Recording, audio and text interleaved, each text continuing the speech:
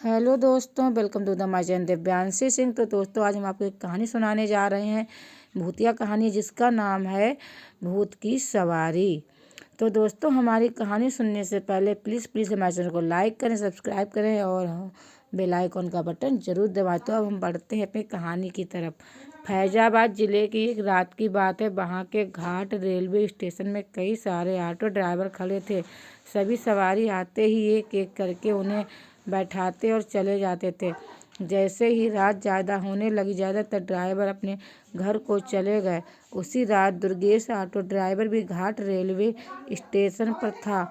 वो भी दूसरे ड्राइवरों की तरह घर जाने ही वाला था। तभी उसे याद आया कि एक पैसेंजर ट्रेन आने वाली है।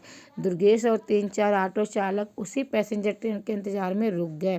तभी जोर जोर से बारिश होने लगी। रात तो ही थी, लेकिन बादलों की वजह से चांद की रोशनी भी नजर नहीं आ रही थी।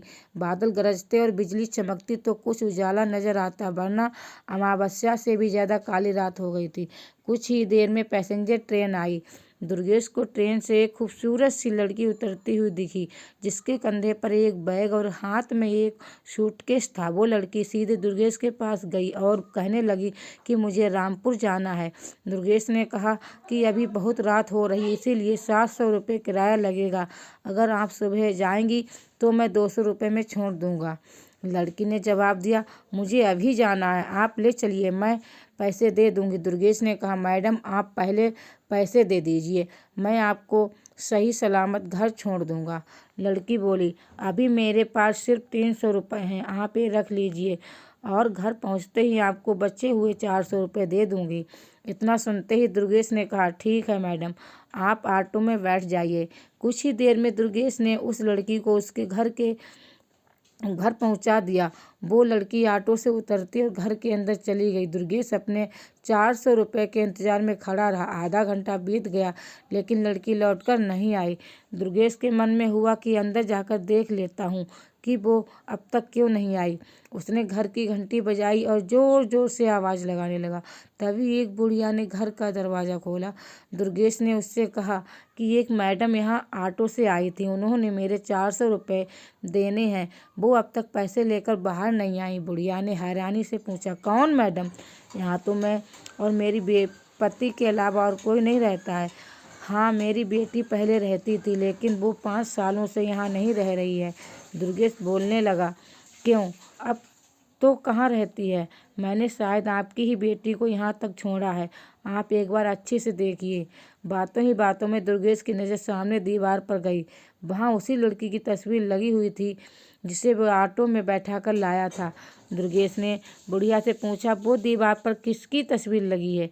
वो आपकी बेटी है? बुढ़िया ने जवाब दिया, हाँ, वो मेरी ही बेटी है। क्यों, क्या हुआ?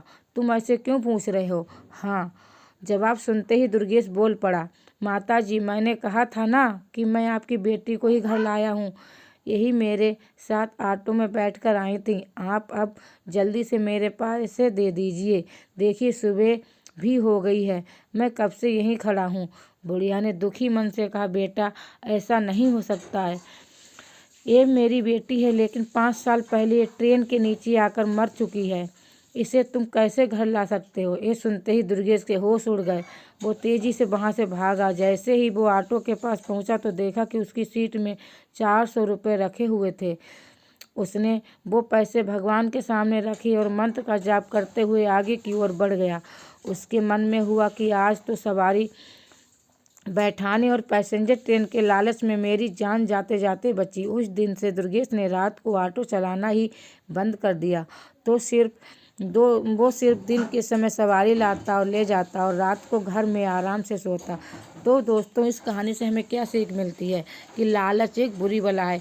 दिन में काम करने के साथ ही रात को आराम करना भी उतना ही ज़रूरी होता है, नहीं तो ज़्यादा लालच भारी पड़ सकता है। तो इस कहानी से हमें दोस्तों सीख मिलती है और हमें ध्यान रहे हम कभी भी देर रात तक कोई काम ना करें। और हमारी कहानी आपको कैसी लग रही है? अगर अच्छी लग रही है तो प्लीज़ लाइक चैनल को लाइक करें, सब्सक्राइब करें। थैंक यू दोस्तों।